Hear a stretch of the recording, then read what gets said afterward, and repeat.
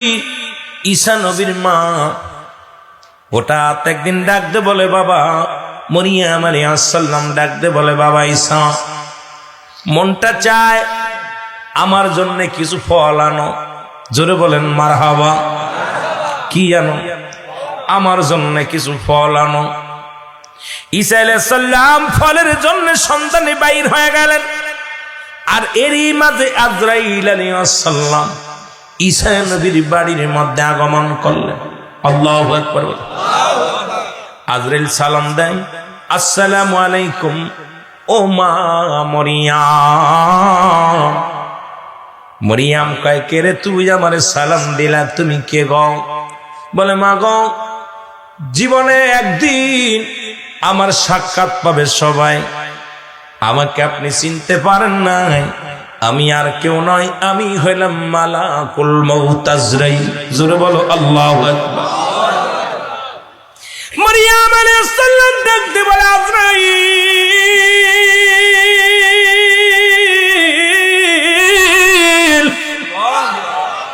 কিসের জন্য আসছো? কিম্মা গো, আমি কিসের জন্য আসি আপনি জানেন না? আমার জমিনের মধ্যে থাকে পা, মাথা থাকে আসমানে। এত বড় দানব আমি, পৃথিবীর সমস্ত পানি যদি আমার মাথায় ঢেলে দাও, একটু পানি গড়াইয়া পড়বে না জমিনের মধ্যে।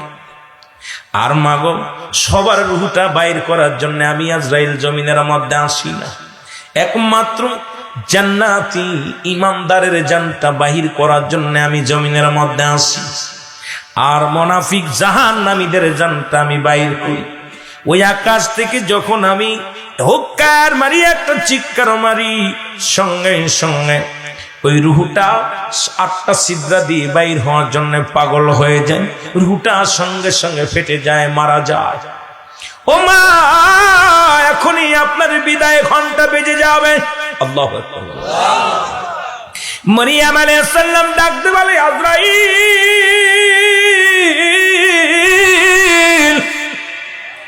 আমার যাবার সময় হয়ে গেছে, তুমি খবর দিলা, তবে একটু শোনো রে আজরাইল, আমার কলিজার টুকরা ঈসা আলাইহিস সালাম, আমার কলিজার ধন ঈসা নবী গেছে বাজারে ফল আনতে, একটু আসো, আমার সন্তানের সাথে 2টা কথা বলার সুযোগ আমারে করে দাও। আজরাইল বলে, মা মরিয়ম, আমি আপনার কাছে এই ওয়াদা করতে পারবো না, আমি সময় দিতে পারবো না, সময় দিতে পারবো না। এখনই আপনার রূহটা বাইর হয়ে যাবে, কারণ আল্লাহর হুকুম এখনই আপনাকে নিয়ে যাওয়ার। জোরে বলো আল্লাহু আকবার। মরিয়ম আলাইহিস সালাম ডাকতে বলে, আজরাইল আমার কলিজার টুকরো সন্তান যখন আসবে রে,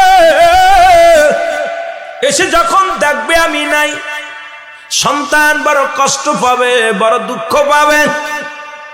একটা সুযোগ আমারে দাও, আমার কলিজার টুকরা সন্তান যতক্ষণ পর্যন্ত ফিরে না আসে, ততক্ষণ পর্যন্ত তুমি আমার রূহটা বাইর করো না। আজরাইল কয়, মা তোমার এই কথা আমি রক্ষা করতে পারলাম না, আমার রূহটা এখনই আপনার রূহটা নিয়ে যাওয়ার হুকুম হয়েছে। মা মরিয়ম কয়, তাহলে আর নিয়ে যাও, আমি মরণকে ভয় করি না। সঙ্গে সঙ্গে আজরাইল আলাইহিস সালাম রূহটা বাইর করে নিয়ে গেলেন। মা মরিয়ম জমিনের মধ্যে পড়ে গেলেন। জোরে জোরে চিল্লায়া বলা যাবে না আল্লাহু আকবার। এ মুসলমান, কিসের এত বন্দেগী আর কিসের জিন্দেগি? কিসের এত বাড়াবাড়ি, কিসের এত মস্তানি? এই জিন্দেগিতে বেশি করো বন্দেগী। জোরে বলেন ঠিক কিনা?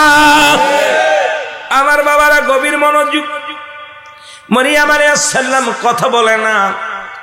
মুসা ঈসা আলাইহিস সালাম ডাকতে বলে, আমার আল্লাহ, তুমি তো আমার ক্ষমতা দিছো মরাডারে জিন্দা বানাইতে পারি, আমার মারে একটু সুযোগ দাও, আমার মাকে একটু জাগাইব। আল্লাহ কয়, দিলাম, তোমার মাকে জাগাইয়া ডাকতে বলে, মা মা মা লাভ দুটি বলে, বাবা আইসনি? কয় হ্যাঁ। কয়, বাবা ফল নিয়ে আইসো? কয় আনছি। তবে মা এই ফল আর খাইতে পারবা না, তুমি চিরবিদায়। ও মা, তোমার আমি জাগাইলাম একটা কথা শোনার জন্যে, তুমি বলো আমার ওমাগো তোমার জানটা আজরাইল আলাইহিস সালাম কেমনে বাইর করেছে একটু জানতে চাই আমি, তুমি একটু বলে দাও তোমার শানে আজরাইল কি ব্যবহার করেছে গো মা। মারিয়াম আলাইহিস সালাম একটু চিৎকার মেরে ডাকতে বলে, বাবা ঈসা রে,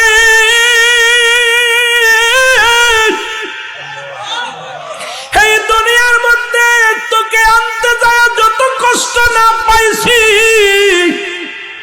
আজরাইল আলাইহিস সালাম আমার রূহটা নিয়ে গেছে, এত যন্ত্রণা পেয়েছি এর আগে কোনোদিন এত যন্ত্রণা পাই না।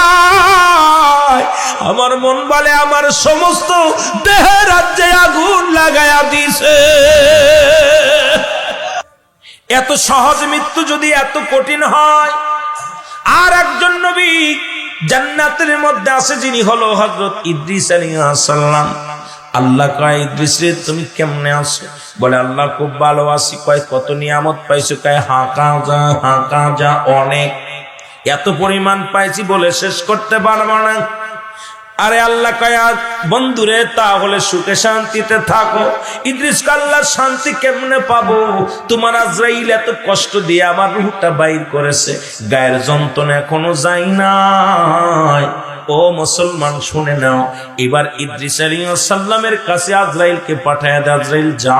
আজরাইল আলাইহিস সালাম চলে আসলেন, সালাম দা, আসসালামু আলাইকুম হে আল্লাহর নবী ইদ্রিস আলাইহিস সালাম।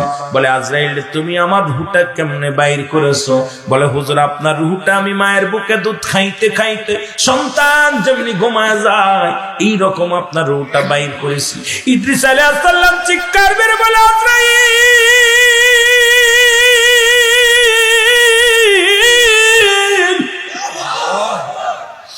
আমি এতদিন যাবত জান্নাতের মধ্যে আছি রে, আল্লাহর এত নিয়ামত পাইলাম, কিন্তু মৃত্যু যন্ত্রণা গা থেকে যাই না। এরে এত সহজ মৃত্যু যদি এত কঠিন হয়, যারা মরণের সময় পায়খানা করে দেয়, যারা মরণের সময় প্রস্রাব করে দেয়, মরণের সময় যে ব্যাকাত বাইর হয়ে যায়, মরণের সময় যাদের চোখ দুটি বড় বড় হয়ে যায়, যাদের একটাঙ্গ পড়ে যায়, তাদের মরণটা কত কঠিন হয়। ও মুসলমান শুনে নাও, এই জন্য বলতেছিলাম বিপদ এক নাম্বার হলো মরণ, এক নাম্বার হলো মরণ। এই মরণের পেয়ালা পান করতে হবে, আজ না হয় কাল, কাল না হয় পশু, এখান থেকে বাঁচা সম্ভব না। বাঁচা যাবে? কথা বলেন। এই জন্য বলতেছিলাম মুসলমান পীরা আলোচনার মধ্যে আমি বলি, উস্তাদ বলতেন মানুষের মতো মানুষ হতে হবে, পীর মাশায়েখ বলতেন মানুষের মতো মানুষ হতে হবে, শিক্ষক বলতেন মানুষের মতো মানুষ হতে হবে, বাবাই বলতো মানুষের মতো মানুষ হতে হবে, মা বলতো মানুষের মতো মানুষ হতে হবে। চিন্তা কর্তা মনিও মানুষ, আমিও মানুষ, তবে মানুষ হতে হবে কিসের মানুষ? বাবা মায়ের যা আছে আমারও তাই আছে, উস্তাদেরও যা আছে হয়তো উনি